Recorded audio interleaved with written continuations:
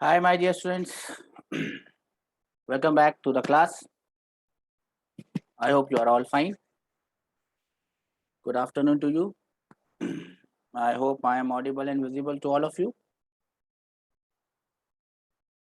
Can you hear me? Can you see me? Yes, no? You raise hands and tell me that. Okay. So, what we were doing in the last class, I think we had discussed the two Kirchhoff's law. Yes or no? I think I told you about Kirchhoff's junction law, and I told you about Kirchhoff's loop law, and I told you how you can make an equation and solve for Kirchhoff's loop law. What I'm going to do today is give you a question, give you some questions, and try to solve those questions using Kirchhoff's law. And also, I told you that we'll be doing something today which will help you in solving questions. I told you that we will be discussing something of Nodal theorem. Did I tell you that?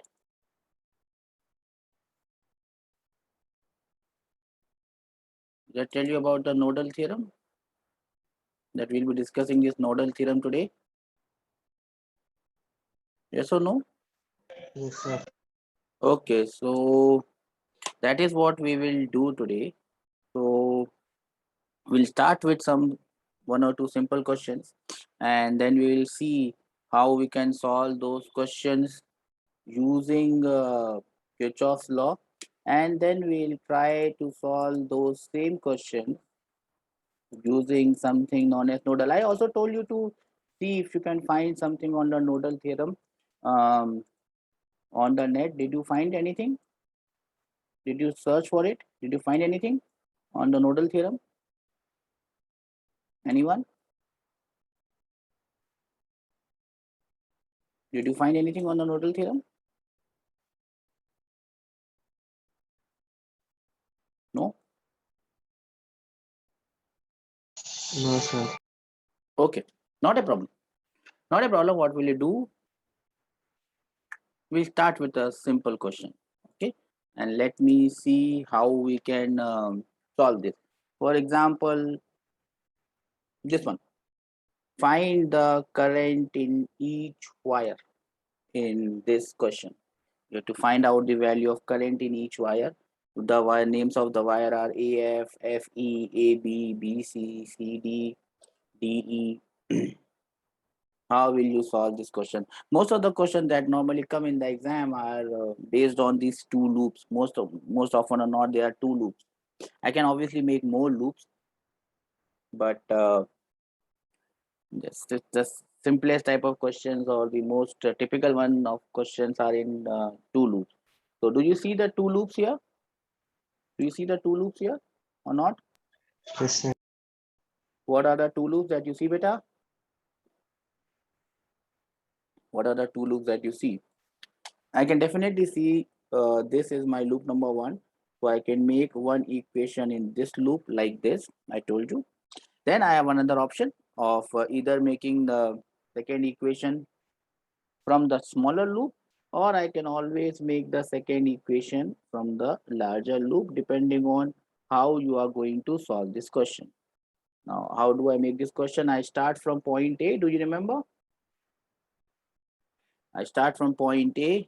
I start giving currents. So I just give current I1. I1 goes, I1 goes, I1 reaches this point.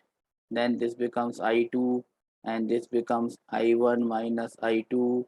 This goes here, this goes here, this goes here. This current comes here, this goes here.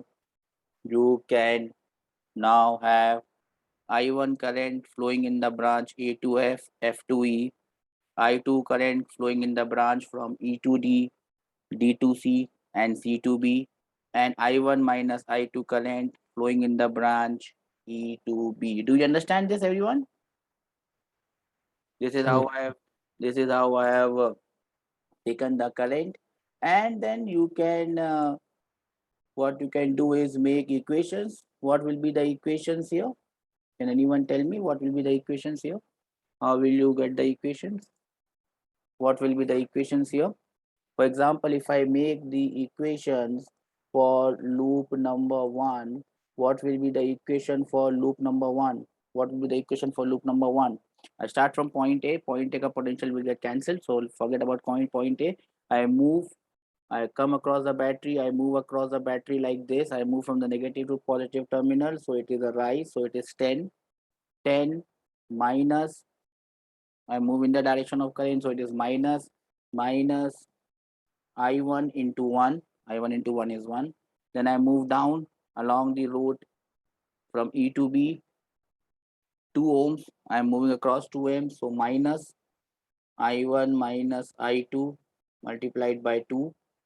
Then I move across the battery. When I move across the battery, I move from positive terminal to negative terminal. So it is a drop. So it is minus 30. Minus 30, I come to B and then I reach the point A. So it is VA getting cancelled. So that becomes my equation of the loop 2. Do we understand this equation? Everyone, can I have Yes. raise hands? That we understand this equation?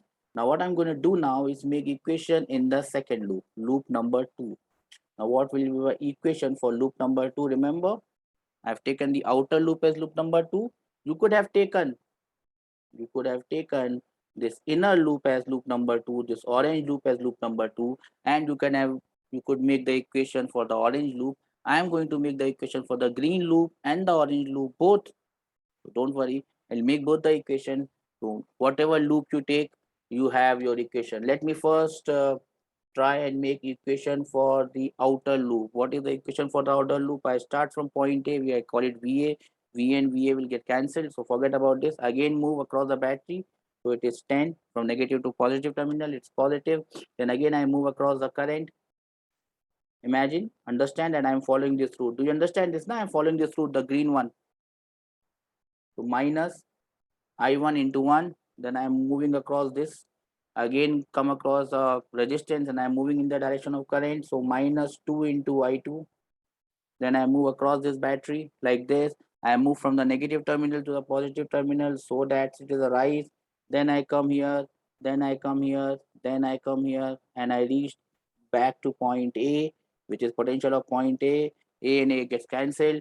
This becomes my equation for the loop number 2, which is in green. Do we understand this? Yes, sir. Okay, now instead of calling the other loop also as loop number 2, let me call this as loop number 3. So let me call this as loop number 3. So I made it loop number 3. So I can also make the equation for loop number 3. For Sir, loop two number are 3, enough, no, sir. yes, beta? Two are enough, no, sir. No, 2 are enough, but I'm just so showing that you can also make the equation in loop number 3. So let us just make one equation for loop number 3 and we are done. So loop number 3, I'll start from point B. I will move like this. When I move like this, I go across the battery from negative terminal to the positive terminal. So it is a plus. So it is plus 30. Do you understand this? Then I also move opposite to the direction of current. Opposite to the direction of current, potential rises. So it is plus I1 minus I2 into 2. Then I move here. Then I move like this. So it is minus 2I1, no, minus 2I2. Then I move like this, plus 14, plus 14. Then I move like this. Then I move like this. Then I move like this and reach point B. So this becomes my equation for the loop 3 if I have to make it. 1, 2, and 3. Don't need 3 equations. There are only 2 unknowns. The unknowns being I1 and I2. There are only 2 unknowns. So you need only 2 equations. So you can either make 1 and 2, you can make 1 and 3, and you can make 2 and 3. Solve those equations and you will get your answers. Do we understand this? Yes, sir. So any 2 out of these 3 you have to make and you are done with your problem. But the problem is I told you that any 2 loop wala question could be done in a different way. What is that different way? The different way is what I call the nodal theorem. The different way is known as the nodal theorem. Now, what is this nodal theorem? It's nothing new. What I have done is I've just taken the best part from everywhere and put it in one place, and I call it nodal theorem. Now, what is this nodal theorem? Now, first of all, to understand the nodal theorem, you must understand what is a node. What is a node?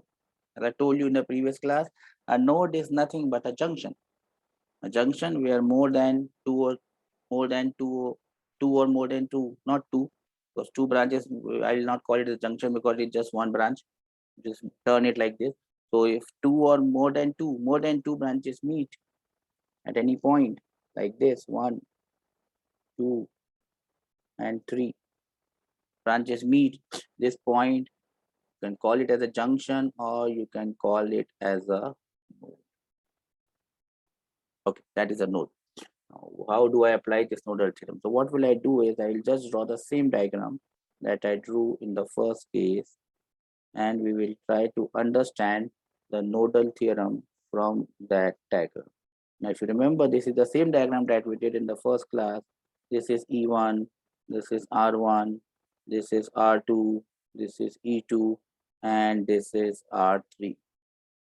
Now, if I have to find the current in each of the branches, which is a similar question as to what we did here, if you can recollect, this is a similar question as what we are doing here. Yes or no? This is the same question now. The only difference between this question and the diagram that I have made is I have not made this beach wala battery. I have not made. I make it or I don't, doesn't make much of a difference. Just one term gets added in the equation. Do we understand this? Yes, sir. Okay. So now I come back to my original diagram, and my original diagram is like this. Do I see a node here? The first question is that. Do I see a node here? Are there any nodes in this diagram? Anyone? Are there any nodes in this diagram? I think you can point, you can see two nodes. Yes or no? Do you understand that A and B are the nodes of this equation Yes, sir. in this diagram? Okay. A and B are the nodes. Great. Now just imagine that this B is Earth. Now B is Earth. That simply means that I have taken the potential of point B as 0. Remember, I told you potential. We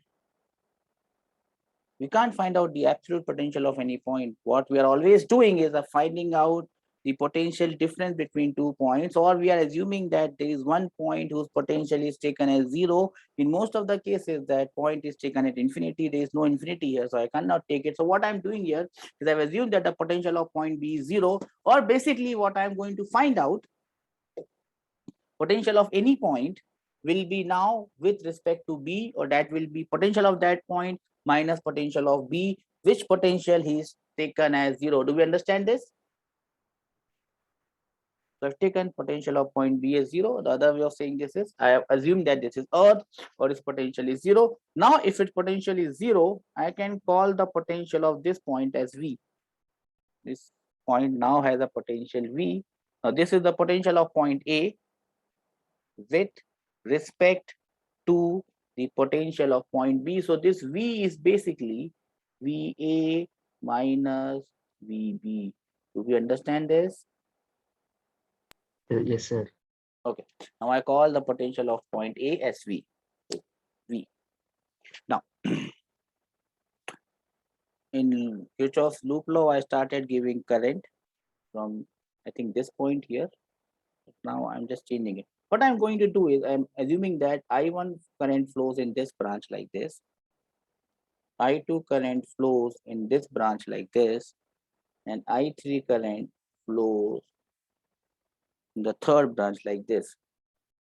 Now, what I've done is I've taken all currents as outgoing currents from point A. Now you will say, sir, this is a wrong assumption because all currents cannot be outgoing. Some currents would be incoming. Yes, I understand that. Maybe one current is incoming, maybe two current is incoming.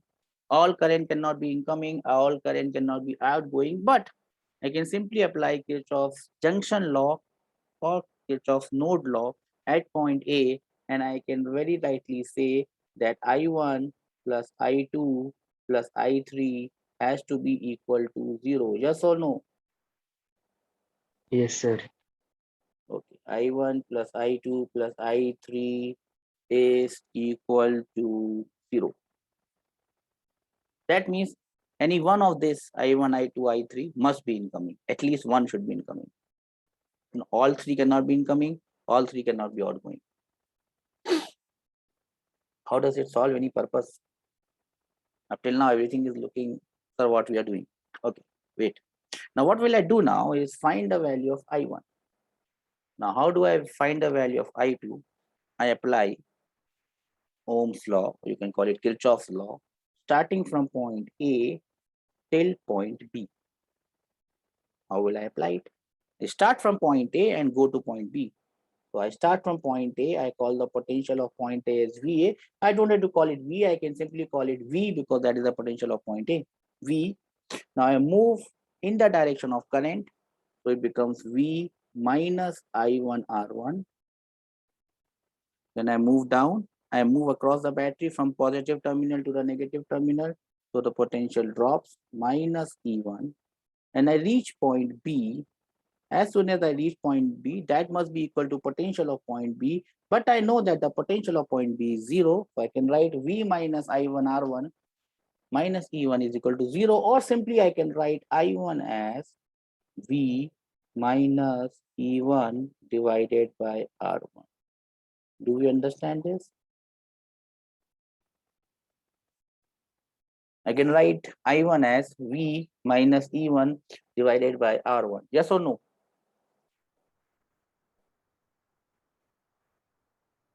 Do we understand this? How I've done this?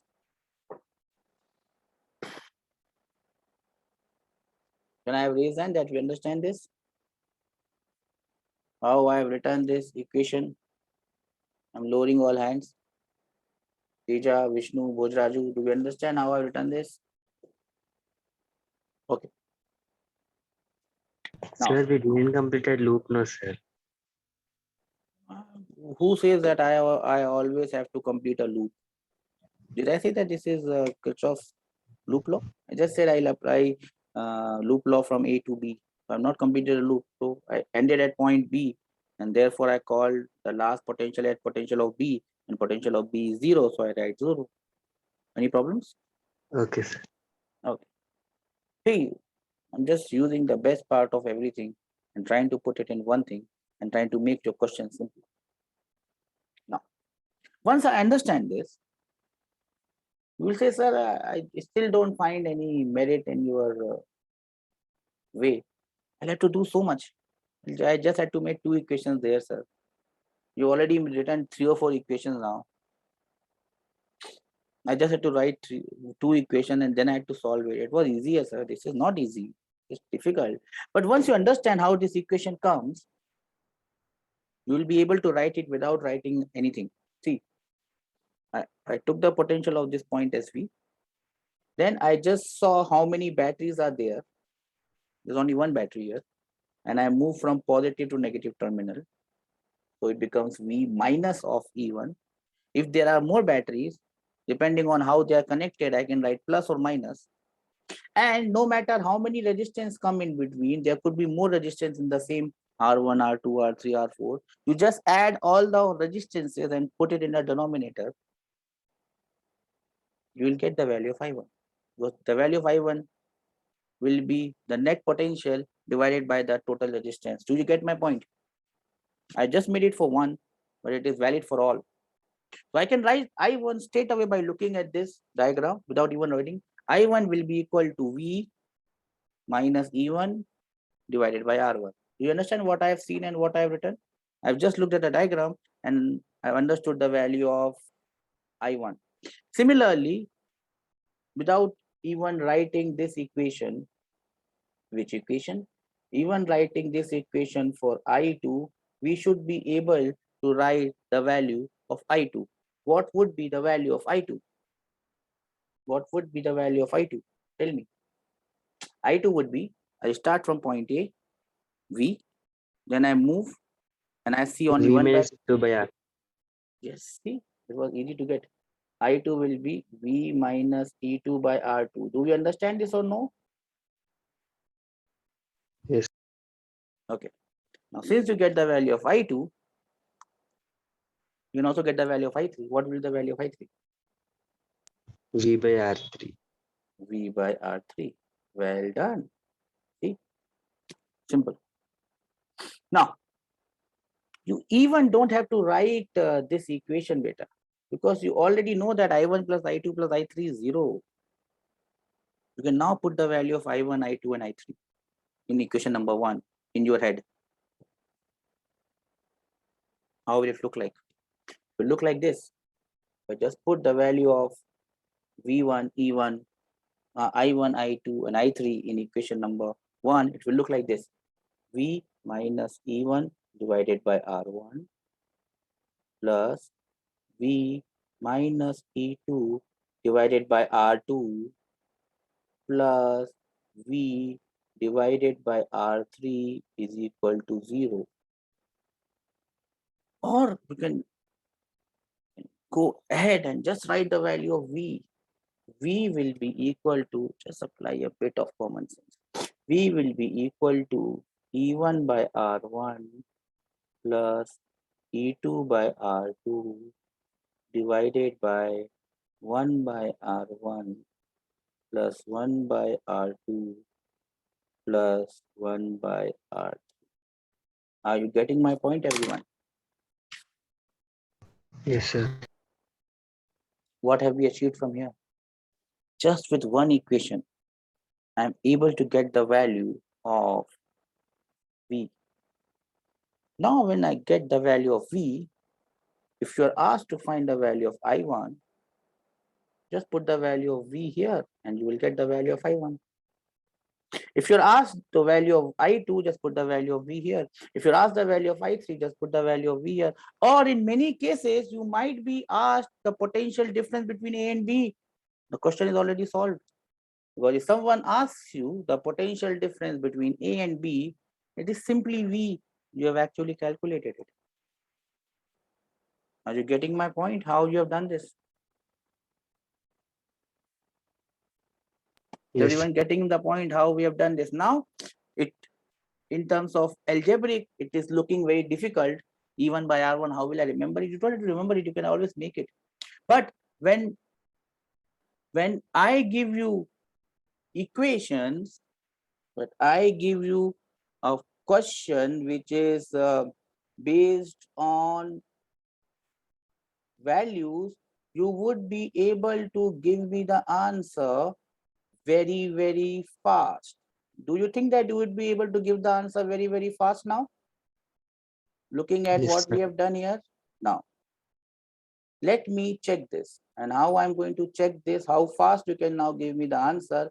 We'll go back to the question that we were discussing, and without writing even anything, can you tell me what is the value here in this question?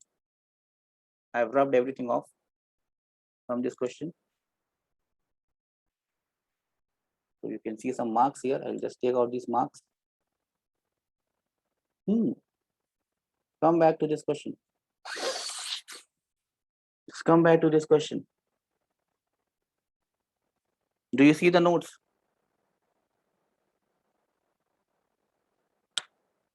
Can you tell me what is the value of V?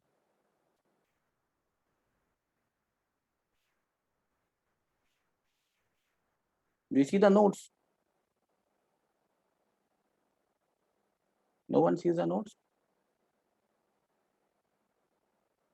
Yes, sir.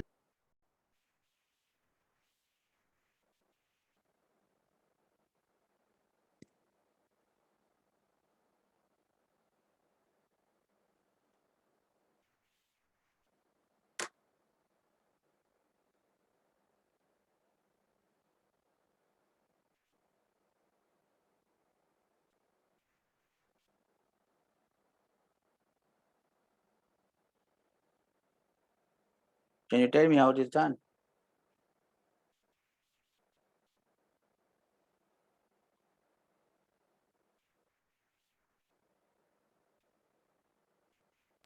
V9, sir. Hmm? V is 9. V is 9. I have not calculated. I'll just check the answer. Answer must be here. The answer must be here. Yes, V is 9 beta. Correct. Can you tell me the value of currents now?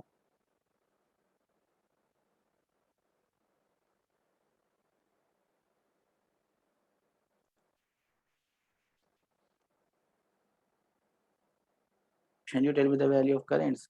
Now it's very simple. If you 11.5, understand. 11.51. Yes, it is very simple now. See, I just ground it. I call the potential as V.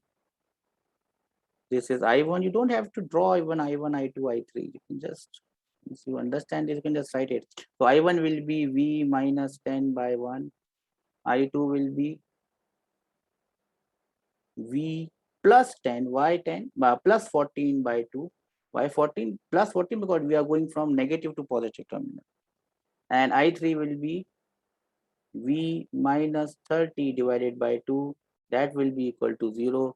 From there, you can get the value of V. I think you get the value of V as 9.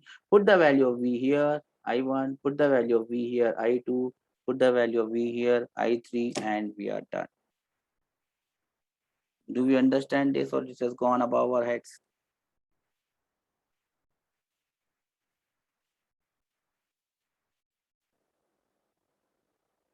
Do we get this?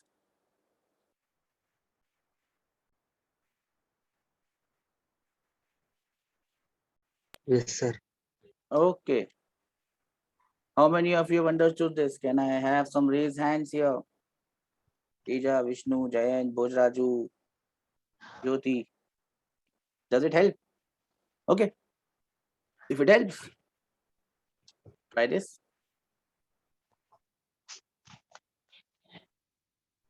Find the current. No question will ask you only Kirchhoff's voltage law. No question will ask you that. Okay. That is not a board exam. Find the current.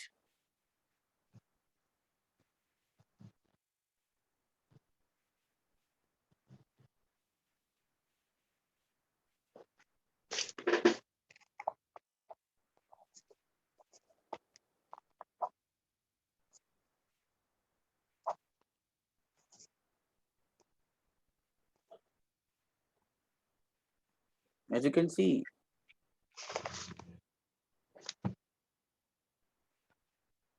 10, 15, 25, sir. 10, 15, 25. Excellent. Excellent. And see, you try to solve the same problem using Kirchhoff's voltage law. Obviously, you can do it. It's no doubt that you can't do it. See, takes a lot of time. Takes a lot of time. Takes a lot of time. Takes a lot of time. Do you have that much time? No, don't have that much. Do you understand how you have done this? Now, very quickly. In fact, two loops questions are no questions at all. You can simply do them just like that. Yes or no?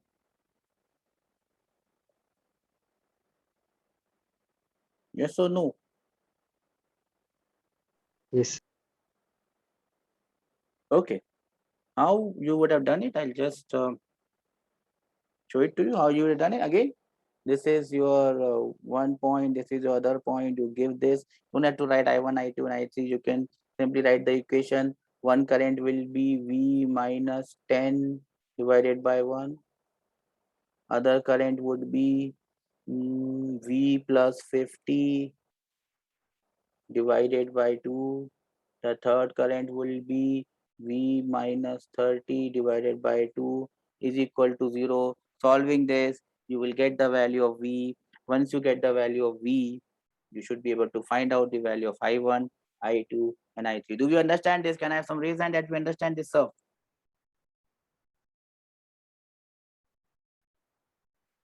So this is what I call the nodal theorem. This is how nodal theorem works, and this is how we understand this nodal theorem. Now you can apply this nodal theorem in various cases. Now there could be One particular case in which you may find it very amusing how to apply this Nodal theorem. I'm trying to make that question. Now, when I make a question, what happens is you might not get very, what should I say, promising answers. But let me call this as 10 ohm, 10 thing, 10 volt, 5 ampere, 5 ampere, 5 ohms, 4 ohm, 4 volt, 2 ohms, and this is, let me say, 5 volt battery. Now, the question is, how will you apply Kirchhoff? How will you find out the current in this case? What has changed here? Anyone? Everything looks similar, right? You can earn this, no problem with this one. But when you try to apply the law here, it will be V minus 5 divided by 0. It will become infinite. Problem. Are you understanding my problem? Do you understand the problem that I have? Yes. We understand the problem that we have, because now I cannot apply that what the thing that we have learned and we were so happy about it. Wow, we have hit a jackpot. But the jackpot doesn't work here because there is no resistance in this circuit. Beach mein kuch bhi nahi. How do I do it now? 2 minutes. Think about it. How will you do it now?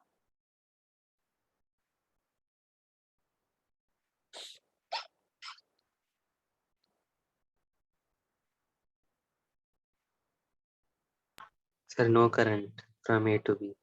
No current from A to B. How can you say that, beta? No, that cannot be the answer. How can you say that there is no current in A to B? Give me a good reason. There might be. The configuration could be such that there might not be any current. Possible, because depending on the values of all these batteries, it's the possibility that there is no current between A and B. But how can you say that? Have you calculated it or you're just guessing it? Tell me.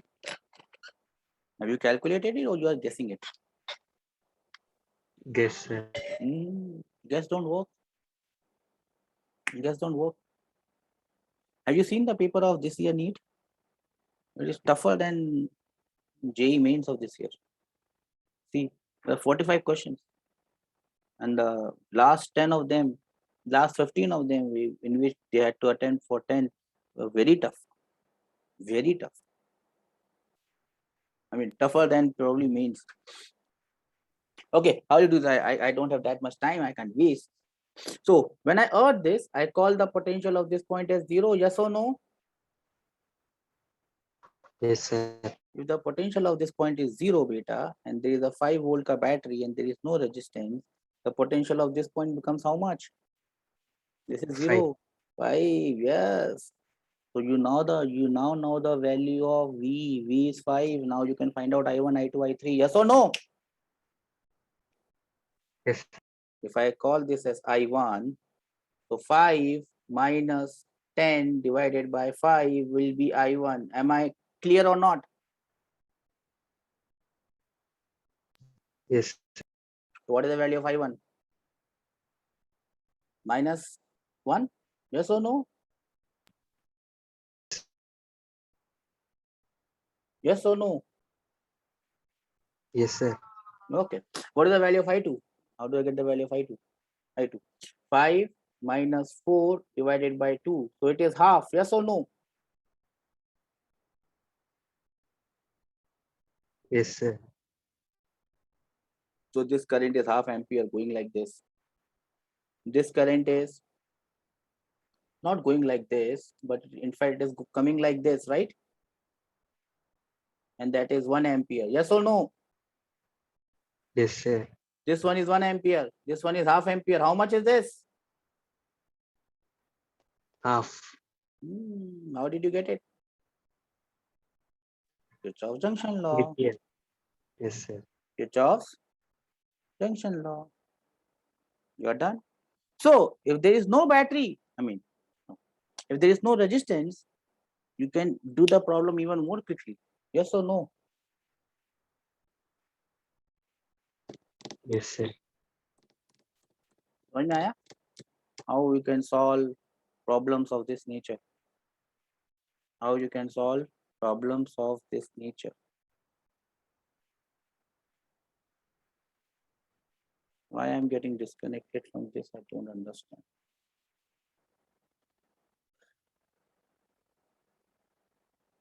Do we understand this now? Yes, Shall sir. I give you another question? Okay. Now what I'll do is I'll make the question. See, don't go on the value of this question because values don't make any difference in my life. Okay.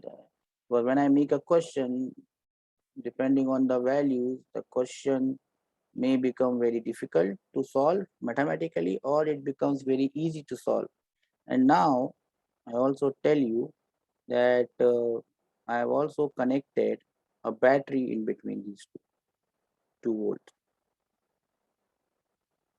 This is point A, this is point B.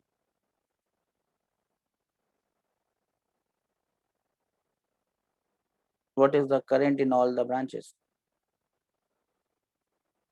How many branches you see now? 4. How will you find the current in all the 4 branches?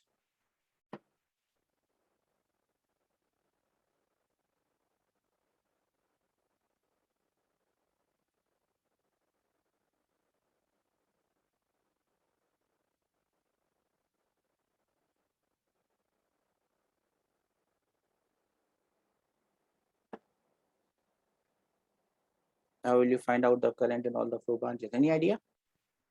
Yes, sir. Tell me how you're doing it. VB2, VA0. A is 0 and V becomes 2. VB2. Yes. So now you can get the current in this branch. Yes or no? It will be 2 divided by 2, 1 ampere. Yes or no? Yes, sir. Now you can also get the current in this branch. 2 minus 10. So minus 8. Minus 8. 1.6. Minus 8 divided by 5. Yes or no? Yes, sir. Then you can get the current in this branch. 2 minus 5 is minus 3. Minus 3 Minus divided by 2. 20. Then you can get the current in this branch by the junction law. Yes or no? Yes, sir. Simple. So if you understand nodal theorem correctly, you can solve a lot of questions. A lot of questions very easily. See, if in this question I make this change, if in this question, instead of, let me make this question here like this. Let us not go into the values of all this.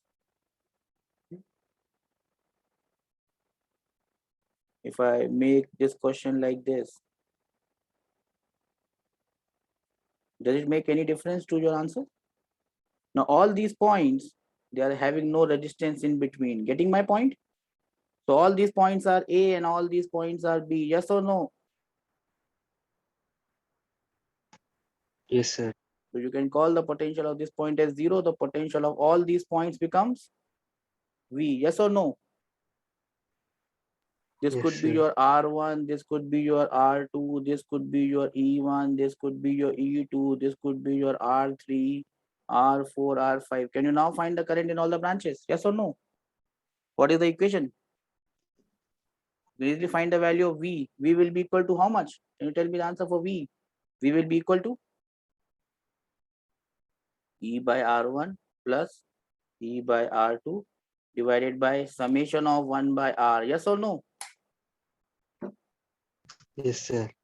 So it becomes pretty simple with this.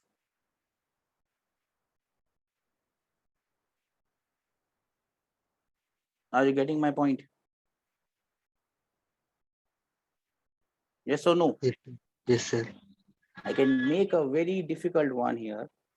I can make a very difficult one here like this. See what has changed.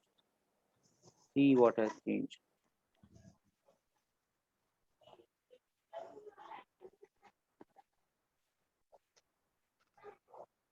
Hmm. This is, let me give some values. That would be better. 2 volt, 2 ohm, 3 ohm, 4 ohm, 5 volt, 5 ohm, 10 volt. How will you solve this?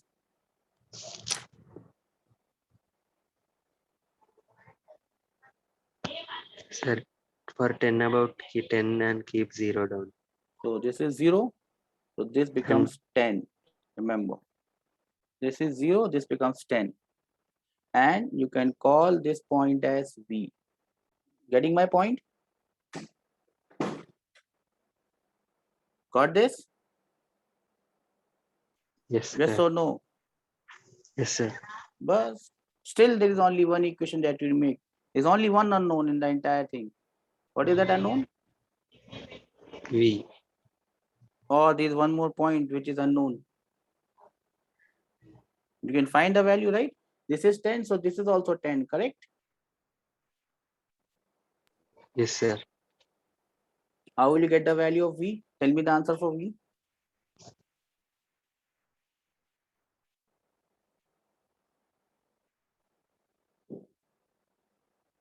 So to get the value of V, you will have this one current I1, I2, I3 like this.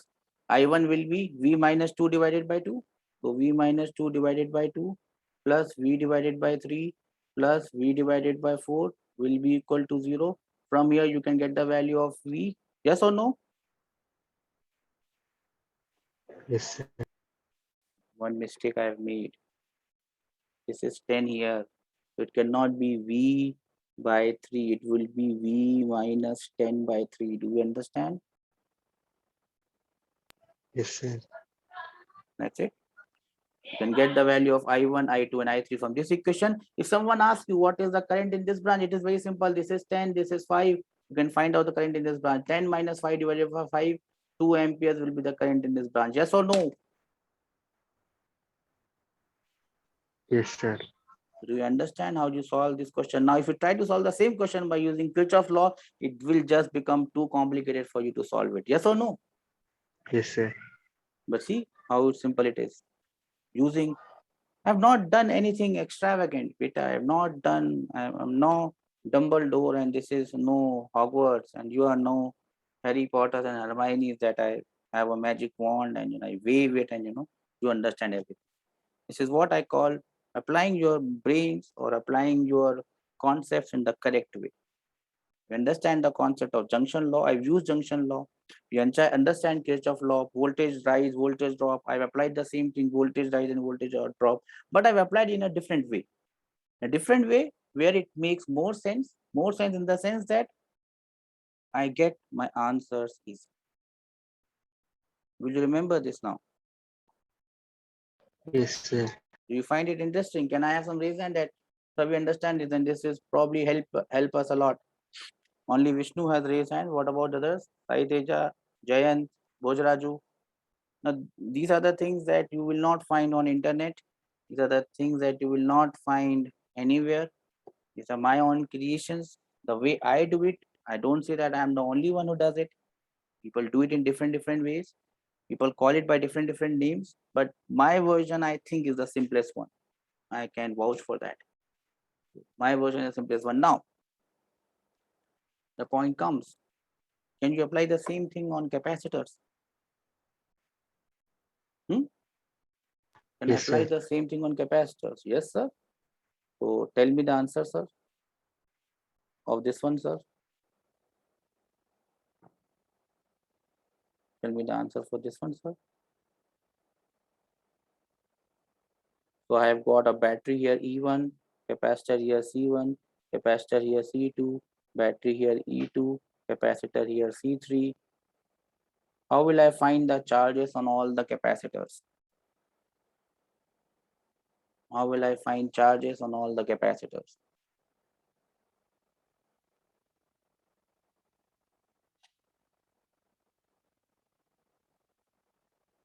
How will you find the charges on all the capacitors?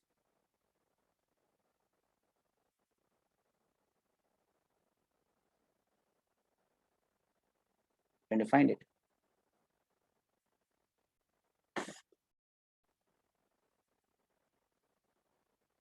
How will you do it?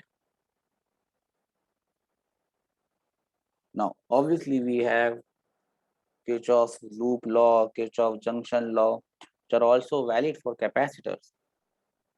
Sir, even C1 plus C2, C2 by C1 plus C2 plus C3. Small mistake here. Small. Remember in the previous class when we talked. Okay, let me. Chalo. Let me come to it. This is A, this is B. Sometimes we jump onto the conclusions very fast. That might create a problem. So again, the same logic. This will become 0. Logic does not change here. This becomes V. Logic does not change here. This becomes Q1. This becomes Q2. And this becomes Q3. Yes or no? So this becomes the positive terminal. This becomes the negative terminal. Do we understand this? Positive, negative, positive, negative. We understand this, all of us? Yes, sir. Now, how do I get the value of Q1? Just remember. In first case, I got Q1 minus V minus E1 divided by R1, right? Yes, sir. Just be a bit more. Let me write the Kirchhoff's law from A to B. So it will be V minus Q1 by C1. Yes or no? Yes, sir. Will be minus E1 will be equal to 0. How will I write Q1 here? V minus E1 divided by 1 by C1, or I can write it as V minus E1 multiplied by C1. Did you get my point? Yes, sir.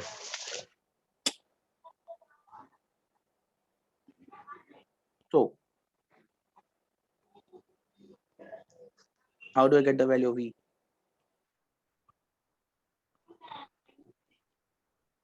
Q1 plus Q2 plus Q3 0. Yes, Q1 plus Q2 plus Q3 is equal to 0,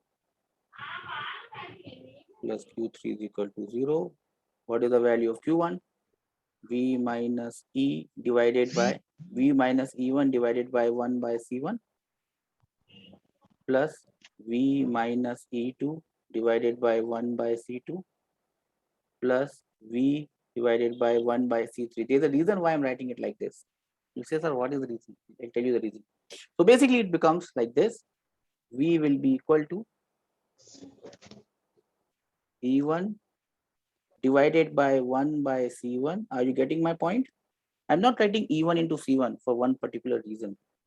Plus E2 divided by 1 by C2 divided by 1 C1 plus C2 plus C3. 1 by C1 plus 1 by C2 plus 1 by C. That is how you will get it. Now, why I'm not writing it in a similar way? See, if I add another capacitor here, let us say C4. Now, if I add C4 here, the change it will be here, it will be 1 by C1 plus 1 by C4. Are you getting my point? C3, sir. Yes? C1 plus C2 plus C3, no, sir. No, it is not C1 plus C2 plus C3 better. It is not C1 plus C2 plus C3. Remember, when R comes in the numerator, C comes in the denominator. Someone told me that they are inversely related, right? So the best way to do this question, not to get complicated, is if you have more than 2 capacitors in the same path, you just find the equivalent capacitance, so the things become simpler. So if I have, for example, 3 capacitors in this branch, C1, C4, and C5, all will have the same charge flowing through them. So you can find the equivalent capacitance of these 3. How will you find the equivalent capacitance of these 3? 1 by C equivalent will be equal to 1 by C4 plus 1 by C1 plus 1 by C5. Are you getting my point? Sir, by solving, we are getting C1 plus C2 plus C3, sir. Above equation, Q1 plus Q2. You will not get it. Sir, C, sir, once.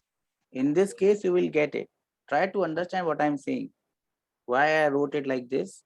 because you can have more than two capacitance. If you don't want to write it like this, what you do is you find the Sir, effective capacitance. You find the listen to me.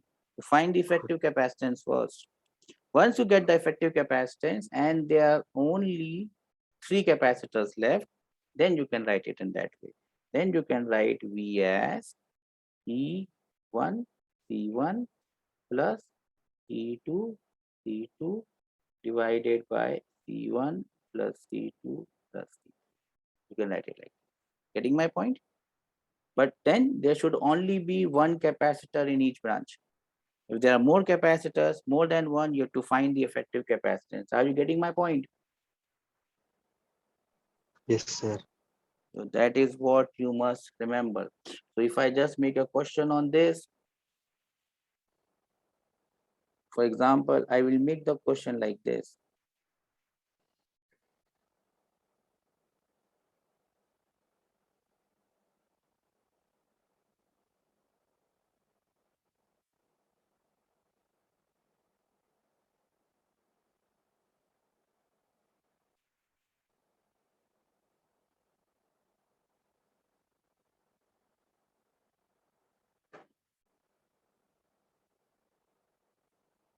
What are the charges on each capacitor?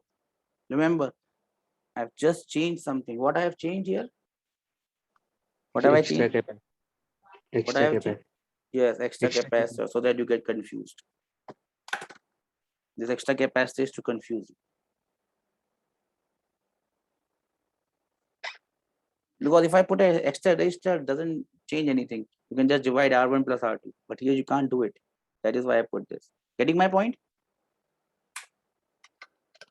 Yes, sir.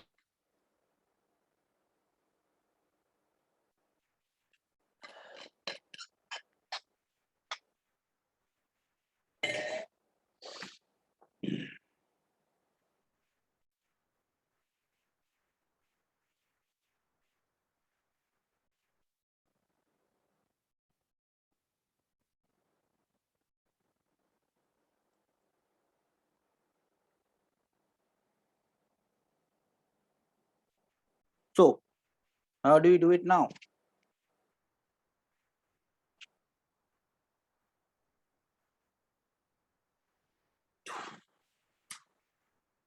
Anyone? How do you do it now? Sir, V equal to 2. Okay, so you call it 0, you call it V. And remember, first find the equivalent capacitance here of 6 and 3. What is the equivalent capacitance of 6 and 3? 2, sir. 2. So instead of writing it as 6 and 3, you just write 2. Because the charges on both the capacitors are going to be same. Now remember, this is only valid when all the capacitors are uncharged. If the capacitors are charged, then the problem gets a little more confusing. And I'll not get into that because that will just confuse. So this becomes 2. So now I can simply write V will be equal to 6 into 2 plus रहेगा plus 2 into 2 divided by 2 plus 2 plus 4. Yes or no? Yes, sir. So from here you can get the value of V, which is the potential of point upper point with respect to the lower point. And once you get the value of V, you should be able to get the value of Q1, Q2, and Q3. But remember what I said, do not jump on to conclusion. Just don't write 6 plus 3, 9. It is 2. That is why I wrote it in this fashion. Getting my point? Remember this. You'll have to first find the equivalent capacitance. Yes or no? Did you get my point? Yes, sir. To get one capacitor in each branch, and after that you should be able to apply Kirchhoff's apply this nodal theorem on this. But remember, for capacitance, this nodal theorem is only valid when the capacitors are initially uncharged. The capacitors are charged, then the charge on this capacitor is not Q1. The charge has changed. How much charge has flown, that becomes a bit complicated to understand. Q1 here, Q2 here, so you can always write Q1 plus Q2 plus Q3. But then to find out the potential difference between across this capacitor, you'll have to see how much charge was originally there, it becomes a bit more complicated. So only apply this when you have uncharged capacitors. Did you get this? So this Yes, was sir. all about what? What should I say? Capacitors and resistances. We have also seen the charging and discharging of the capacitor, galvanometer, ammeter, voltmeter, meter bridge, and all these things remain. I think we'll be covering them in the next class. That would be tomorrow. I think series and parallel combination you can do on your own. Yes or no? Yes, sir. So I will leave that part. I will not be doing because there is no point of me discussing them. You at this stage must be able to solve the series combination wala part. So I leave it for you. I've given you the notes. There must be some questions in there. You can do those questions. In the next class, I'll deal with galvanometer, ammeter, voltmeter, meter bridge, and all those questions because I think that if you get a question in circuits, it might be from those electrical instruments part because they like those electrical instrument meter bridge and they make some changes in that meter bridge and how do you calculate it. So I'll just tell you the theory part and probably we will discuss the entire course tomorrow and wind up your electric current thing so that we can move on to the magnetic part of current. I have not covered questions on heat because once you get the value of current or potential difference, you can find out power as I square R and heat as I square RT. So you can do that on your own. Chalo, then we'll wind up today's class here at this note. And I hope you like this class. Remember this nodal theorem, you can apply this anywhere and you will find it very, very enterprising. Remember, nodal is always easier than the Kirchhoff's law. Very, very peculiar cases where the number of nodes are more than the number of loops, then only you will find the loop law coming into the picture. But in most of the cases, even if in very difficult cases, the number of questions in nodal will always be less than or maybe equal to the number of questions in the loop law. Loop law will always give you more equations, more variables. Nodal will always give you, in very, very difficult cases, very, very strange cases, the number of equations would be same. But even if they are same, nodal is better. On that note, I will wind up my class. I hope you enjoyed it. Take care. I'll see you tomorrow in the next class with electrical instruments. Bye bye. If you have any doubts, you can ask me.